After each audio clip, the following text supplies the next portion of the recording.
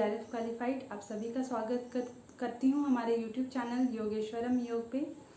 भगवत गीता का तीसरा अध्याय हमने कर लिया था और UGC नेट के अकॉर्डिंग आज हम छठा अध्याय करेंगे। छठे अध्याय की शुरुआत करते हैं श्लोक नंबर 1 से, जिसमें श्री कृष्ण कहते हैं अनाश्रितः कर्म फलम कार्यम कर्म करोति यः स सन्यासी च योगी च न निरग्निर्न चाक्रियः। इस श्लोक में श्री कृष्ण कह रहे हैं कि जो पुरुष कर्म फल का आश्रय न लेकर के करने योग्य कर्म करता है, करने योग्य कर्म यानी कि जो कर्तव्य कर्म है, जो वेदोक्त कर्म है, उन कर्मों को करता है निरासक्त भाव से, यानी कि कर्म फल का आश्रय न लेकर के, अर्थात कि अनासक्त होकर के उन कर्मों को करता है, उसी को सन्यासी तथा उसी को योगी कहा गया है। और केवल अग्नि का त्याग करने वाला सन्यासी नहीं होता तथा केवल क्रियाओं का त्याग करने वाला योगी नहीं होता। श्री कृष्ण क्या कह रहे हैं यहाँ पे? पहली बात तो कह रहे हैं कि सन्यासी और योगी कौन है, तो वो है जो कि कर्तव्य कर्मों को करता है और दूसरा जो निष्काम कर्म को करता है। निष्काम कर्म, कर्तव्य कर्म को निष्काम रूप से करना, ठीक। कर्तव्य कर्म यानी कि जो वेदोक्त कर्म है उनको करने की आज्ञा दी गई है, और लेकिन उन कर्मों को निरासक्त भाव से यानी कि निष्काम भाव से करने के लिए कहा गया है। उन्हीं को ही हम योगी तथा सन्यासी कहेंगे। फिर कह रहे हैं कि जो अग्नि का त्याग करने वाला है, अग्नि अर्थात कि यज्ञ हवन आदि जो क्रियाएं हैं उनका त्याग किया जाता है, उनको सन्यासी कहते हैं। या फिर सन्यास दीक्षा के बाद यज्ञ हवन आदि जो क्रियाएं हैं उन क्रियाओं का त्याग करने के लिए कहा जाता है। लेकिन हम यहाँ पे अग्नि का त्याग का एक दूसरा अर्थ ले सकते हैं, जैसे कि अग्नि का मतलब क्या हो गया कि हमारी जो कामनाएं हैं, अनंत कामनाएं हैं, हमारी जो इच्छाएं हैं, वो क्या है? वो भी एक अग्नि के स्वरूप ही है, अग्नि के तरह है। जिस तरह से अग्नि सब कुछ को जलाकर भस्म कर देती है, अग्नि की प्यास कभी भी शांत नहीं होती, कभी भी पूर्ण नहीं होती, उसी प्रकार से हमारी जो इच्छाएं हैं वो भी पूर्ण नहीं होती। इसीलिए उसकी तुलना अग्नि से की गई है। किसकी? कामनाओं की, काम की, तो उसको भी हम अग्नि कह सकते हैं। तो अग्नि का अर्थ यहाँ पे अग्नि रूप अनंत कामनाएं भी कही जा सकती है।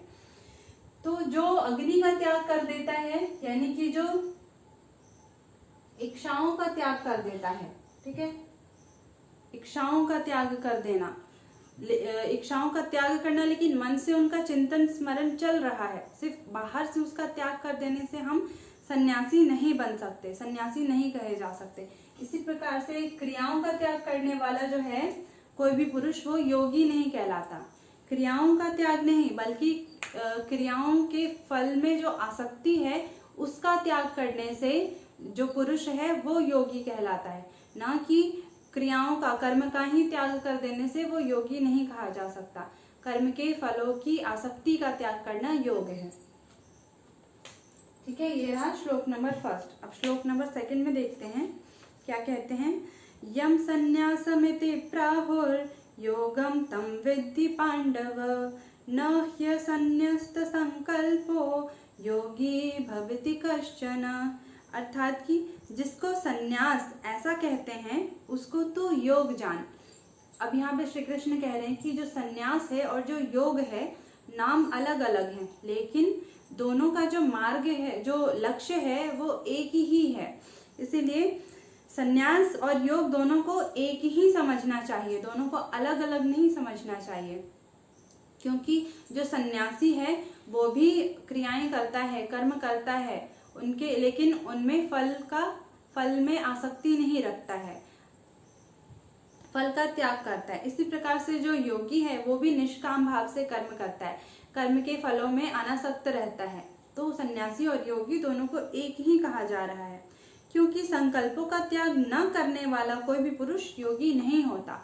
अर्थात कि योगी उसी को कह सकते हैं जिन्होंने सभी प्रकार के संकल्प विकल्पों का त्याग कर दिया हो। अब योग मार्ग में जो है किसी को सिद्धि देर से प्राप्त होती है, किसी को जल्दी प्राप्त होती है। वो उसके पिछले जन्मों के कर्म की वजह से उसने योग में कितनी ज्यादा तत्परता दिखाई है, उसके अकॉर्डिंग ही उसको योग का फल मिलता है, मोक्ष की प्राप्ति होती है। इसीलिए कहते हैं कि संकल्प नहीं लेना कि मैं 1 महीने में ही योग में सिद्धि प्राप्त करूंगा, मैं इतने टाइम में ही योग में सिद्धि प्राप्त करूंगा, योग में मुक्ति प्राप्त करूंगा। इस तरह से किसी भी प्रकार का संकल्प नहीं करना है, क्योंकि जरूरी नहीं है कि वो संकल्प आपका पूरा हो सके। इसीलिए सभी प्रकार के संकल्पों का त्याग करने के लिए कहा गया है। फिर आगे कहते हैं कि आरुरुक्षोर्मुने योगम कर्म कारणमुच्यते योगारूढ़स्य तस्सैव शमः कारणमुच्यते। अर्थात कि योग में आरूढ़ होने की इच्छा वाला मननशील पुरुष के लिए योग की प्राप्ति में निष्काम भाव से कर्म करना क्या है, हेतु है, अर्थात कि कारण कहा जाता है। दूसरे श्लोक से एक प्रश्न देखते हैं कि संन्यास तथा योग जो है ये क्या है, एक ही है, इन दोनों को हम अलग अलग नहीं कह सकते, ठीक है। और जो संकल्पों का त्याग नहीं करता है वो योगी नहीं है। तीसरे श्लोक के अनुसार योगारूढ़ कौन है? योगारूढ़ का मतलब कि जो योग मार्ग में आगे बढ़ना चाहता है, यम नियम आसन प्राणायाम आदि का पालन करते हुए वो योग मार्ग में आगे बढ़ रहा है। लेकिन योग की प्राप्ति उसको कैसे होगी, तो उसका कारण कहा गया है कि निष्काम कर्म योग, ठीक है। योगारूढ़ होने के लिए अभी योगारूढ़ हुआ नहीं है, योगारूढ़ होना चाहता है, योगारूढ़ होने की इच्छा वाला पुरुष, वो निष्काम कर्म योग ही योग की प्राप्ति में उसका कारण बतलाया गया। अब ये प्रश्न उठता है कि योगारूढ़ होने के लिए योग की प्राप्ति में क्या कारण है, तो निष्काम कर्म जो है, निष्काम कर्म योग ही उसकी प्राप्ति में कारण है, यानी कि हेतु है।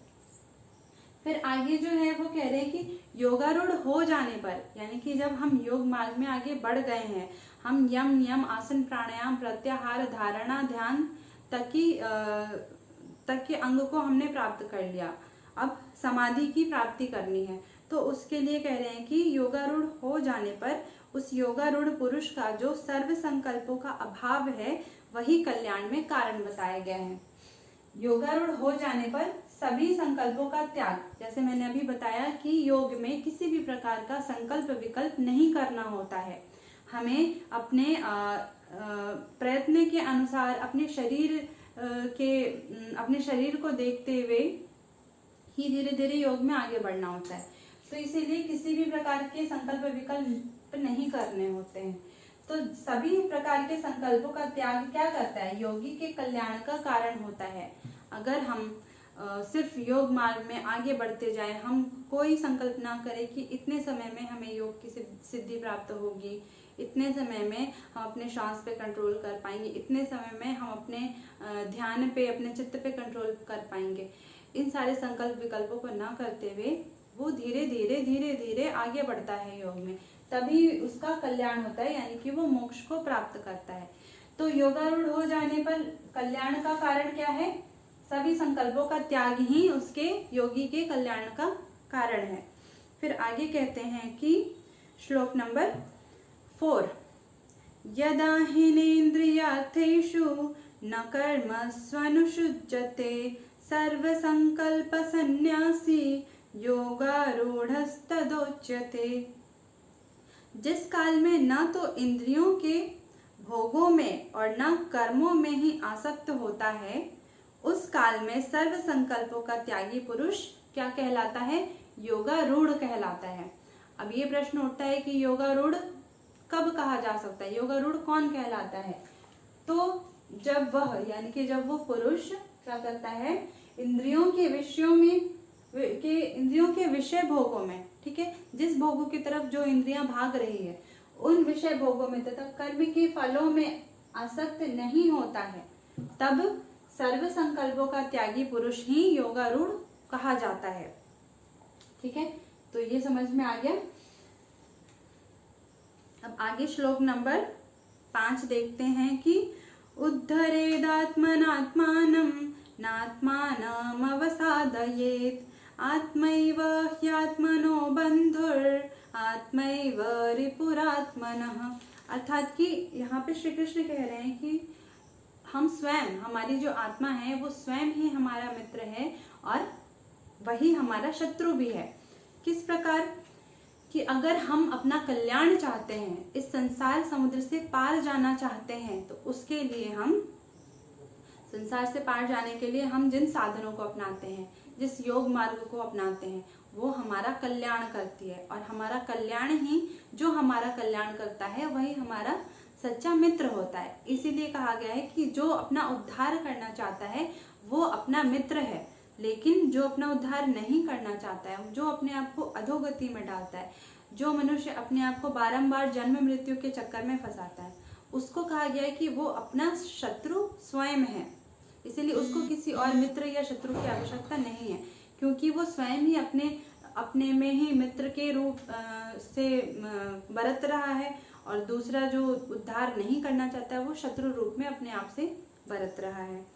फिर आगे श्लोक नंबर 6 में कहते हैं कि बंधुरात्मात्मनस्तस्य येनात्मैवात्मना जितः अनात्मनस्तु शत्रुत्वे वर्तेतात्मैव शत्रुवत्। अर्थात कि जिस जीवात्मा के द्वारा मन और इंद्रियों सहित शरीर जीता हुआ है, जिस जीवात्मा ने, जिस पुरुष ने अपने मन को, अपनी इंद्रियों को तथा अपने शरीर को भी जीत लिया है, अपने मन के द्वारा विचलित होकर के उसकी इंद्रियां विषयों के भोगों में नहीं भाग रही है, उसका जो शरीर है हर प्रकार के द्वंद्वों को सहने के लिए तैयार है, चाहे वो सर्दी हो, गर्मी हो, सुख दुख हो, तो क्या है वो स्वयं ही अपना मित्र है, क्योंकि उसने अपने आप पे कंट्रोल कर लिया है। लेकिन जिसके द्वारा मन तथा इंद्रियों सहित शरीर नहीं जीता हुआ है, उसके लिए वह मनुष्य अपना शत्रु स्वयं कहा गया है।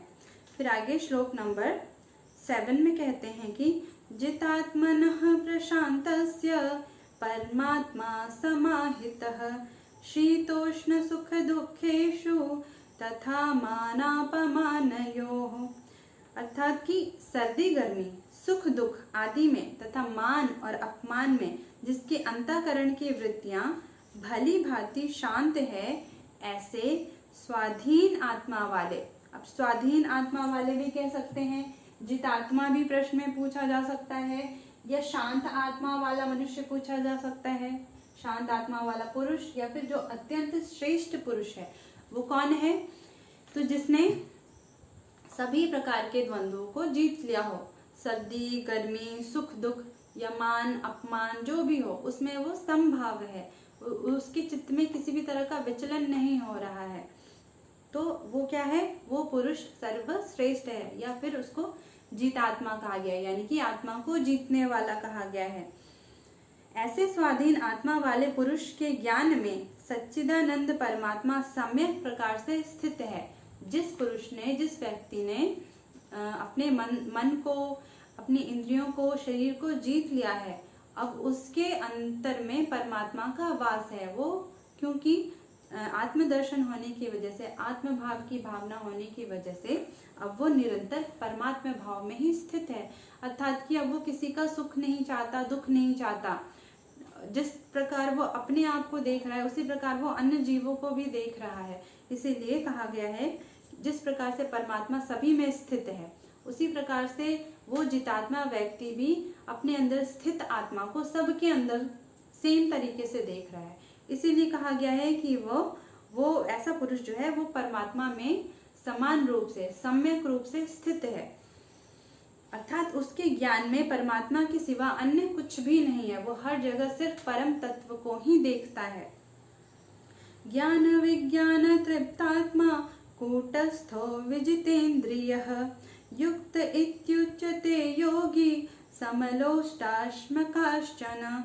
अर्थात कि जिसका अंतःकरण ज्ञान विज्ञान से तृप्त है, अंतःकरण यानी कि जिसके चित्त में तत्व जागृत हो चुका, तत्व का ज्ञान जो है वो जागृत हो चुका है। जो ज्ञान विज्ञान मीन्स इस धरती का, ये धरती कहाँ से उत्पन्न हुई, मनुष्य कहाँ से उत्पन्न हुए, आत्मा क्या है, ये सभी चीज़ों का सत्य, इन सभी चीज़ों का तत्व जानने वाला ज्ञान। तो क्या सही है क्या गलत है ये ज्ञान हो गया, लेकिन विज्ञान क्या हो गया, जब हम आत्मा को जान लेते हैं वही विज्ञान कहा गया है। ठीक है, तो ज्ञान और विज्ञान से तृप्त जिसकी आत्मा है, अब उसके लिए कुछ भी जानना शेष नहीं है, वो सब कुछ जान चुका है। जिसकी स्थिति विकार रहित है, यानी कि अविकारी है, वो अविकारी है। ठीक है, जिसकी इंद्रियां जीती हुई है, जिसने अपने इंद्रियों पे कंट्रोल कर रखा है, और जिसके लिए मिट्टी हो चाहे पत्थर हो चाहे सोने की कोई वस्तु हो, वो उसके लिए क्या है, समान है। ना सोने के मिलने से, स्वर्ण वस्तु के मिलने से वो बहुत ज़्यादा प्रसन्न होता है, ना मिट्टी और पत्थर आदि जिसका कोई कार्य नहीं है वैसे वस्तुओं के मिलने पे भी वो कोई दुखी नहीं होता, सबको समान भाव से देखता है। वह योगी युक्त अर्थात भगवत प्राप्त है, ऐसा कहा गया है। योगी युक्त का मतलब ये हो गया कि वो योगी जो युक्त है, यानी कि परमात्मा भाव से युक्त है, आत्म भाव से युक्त है, जुड़ा हुआ है परमात्मा से, वो क्या है, सर्वश्रेष्ठ पुरुष है।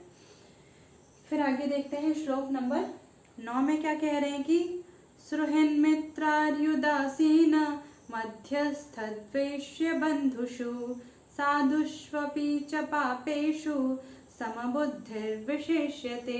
अर्थात कि वो व्यक्ति जो सुहृद यानी कि जो सबसे प्रिय है उसका, उसमें या फिर मित्र में या फिर जो उसका दुश्मन है, वैरी है उसमें, या और उदासीन है। ठीक है, यानी कि वो पक्षपात रहित है इन सभी में, वो जिससे बहुत ज़्यादा प्रेम करता है या जिससे प्रेम नहीं करता है। तो ऐसा नहीं है कि मेरे जो परिवार है, मेरा जो मित्र है, मैं उसके लिए भला चाहूँ और मेरे जो दुश्मन है उसके लिए मैं बुरा चाहूँ। वो सब में जो है वो पक्षपात रहित होता है, मध्यस्थ है, तथा द्वेष और बंधुगणों में, धर्मात्माओं में और पापियों में भी समान भाव रखने वाला है। उसको क्या कहा गया है, अत्यंत श्रेष्ठ कहा गया है। ठीक है, आगे देखते हैं श्लोक नंबर 10। योगी युञ्जीत सततात्मा आत्मानं रहसि स्थितः एकाकी यत चित्तात्मा निराशीर परिग्रह। अब यहाँ पे क्या योग के बारे में बता रहे हैं कि हमें योग में ध्यान में कैसे लगना चाहिए। तो मन और इंद्रियों सहित शरीर को वश में रखने वाला, सबसे पहले तो हमें चूज करना है कि हम आखिर योग मार्ग में आगे बढ़ने के लिए सुटेबल है कि नहीं है। तो सुटेबल कौन है, वही है, वही योग मार्ग में आगे बढ़ सकता है जो मन और इंद्रियों सहित शरीर को वश में रखता है। ठीक है, आशा रहित होकर के, यानी कि कोई उम्मीद नहीं रखना कि योग से मुझे सिद्धि प्राप्त होगी, योग से मुझे ये प्राप्त होगा, ऐश्वर्य प्राप्त होगा। इस तरह से आशा रहित न रहते हुए, संग्रह रहित, अपने साथ कोई भी वस्तुओं को इकट्ठा करके नहीं जाना है। और वैसा योगी अकेला एकांत स्थान में स्थित होकर के आत्मा को निरंतर परमात्मा में लगाए। क्या कहा है कि जो योगी मनुष्य है, जो योग मार्ग में आगे बढ़ना चाहता है, जो मन इंद्रियों शरीर को जीतने वाला है, वो अकेला बिना कुछ अपने साथ लिए, बिना किसी आशा उम्मीद के एकांत स्थान में जा करके अकेला परमात्मा भाव में स्थित रहे। फिर आगे श्लोक नंबर 11 में कह रहे हैं कि शुचौ देशे प्रतिष्ठाप्य स्थिरमासनमात्मनः नात्युच्छित्रं नातिनीचं चैलाजीन कुशोत्तरम।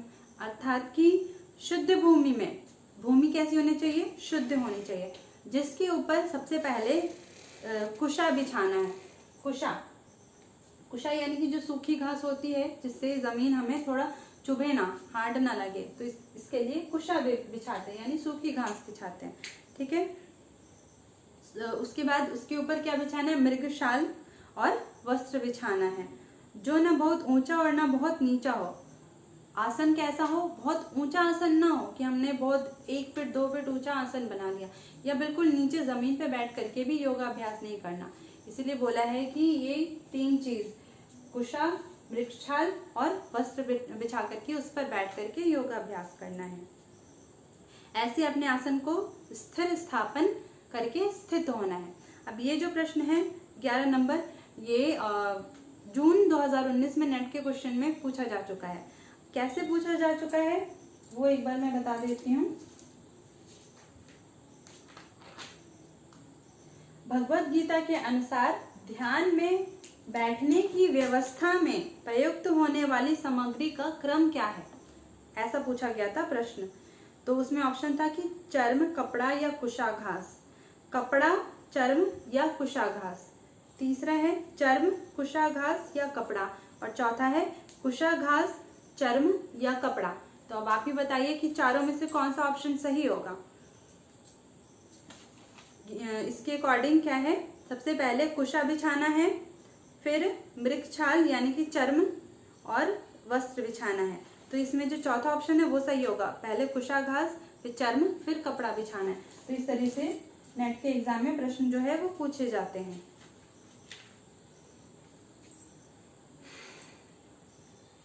आगे लास्ट श्लोक नंबर 12 देखते हैं। तत्रैकाग्रं मनः कृत्वा यत चित्तेन्द्रिय क्रियः उपविश्यासने युञ्जात् योगमात्मा विशुद्धये। अर्थात कि अब कह रहे हैं कि उस आसन पे, किस आसन पे, कुशाघास, फिर चर्म, फिर वस्त्र बिछा करके जो आसन बनाया है उस आसन पर बैठ करके चित्त और इंद्रियों की क्रियाओं को वश में करते हुए, अर्थात कि अपने चित्त को इधर उधर भटकने नहीं देना है, इंद्रियों को उसके विषयों में नहीं लगाना है, मन को स्थिर रखना है, अपने वश में रखते हुए मन को एकाग्र करके अंतःकरण की शुद्धि के लिए योगाभ्यास करें। अब प्रश्न यहाँ पे आता है कि योगाभ्यास क्यों करना चाहिए। तो अंतःकरण की शुद्धि के लिए योगाभ्यास करने के लिए कहा गया है। ठीक है, तो मन को अपने वश में, इंद्रियों को वश में करके, मन को एकाग्र करके और अंतःकरण की शुद्धि के लिए योगाभ्यास करें। आगे के श्लोक हम नेक्स्ट क्लास में देखेंगे। आज के टॉपिक से रिलेटेड जो भी प्रश्न हो वो आप कमेंट बॉक्स में लिख सकते हो, और वीडियो को ज़्यादा से ज़्यादा लाइक, शेयर करें, सब्सक्राइब करें, दूसरों को शेयर करें। मिलते हैं अगले वीडियो में, तब तक के लिए आप सभी का बहुत बहुत धन्यवाद। ओम।